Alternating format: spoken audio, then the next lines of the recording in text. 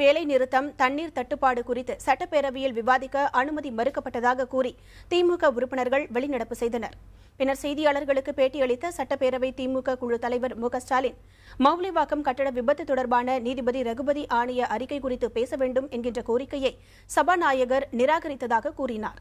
இதனையடுத்து தண்ணீர் தட்டுப்பாடு குறித்த கவன ஈர்ப்பு தீர்மானம் கொண்டு வந்து குறைகளை சுட்டிக்காட்டிய போது அதனையும் ஏற்க சபாநாயகர் மறுத்துவிட்டதாகவும் ஸ்டாலின் கூறினார். இந்த காரணங்களுக்காக சட்டப்பேரவையில் இருந்து திமுக வெளிநடப்பு செய்ததாக ஸ்டாலின் தெரிவித்தார். 12 அம்ச அமைச்சர், சுற்றுச்சூழல் அமைச்சர் அவர்கள் இதே பிரச்சனையை சொன்னார். மாசு கட்டுப்பாட்டு வாரியத்தை காசு கட்டுப்பாட்டு வாரியமா திமுக மாத்தினதுன்னு அடிப்படையில் பேசினார். அப்ப நாங்க எழுந்து அதை அவை குறிப்பிட்டு நீக்க வேண்டும் என்று போராடினோம். ஆனா சபாநாயகர் செவி சாய்க்கல. ஆனா நேற்றைக்கு அதை நீக்க முடியாது என்று சொன்ன சபாநாயகர் இன்றைக்கு அதை நீக்கி இருக்கிறார் என்று சொன்னார். அவருடைய ஜனநாயகம் இதை விட கொடுமை.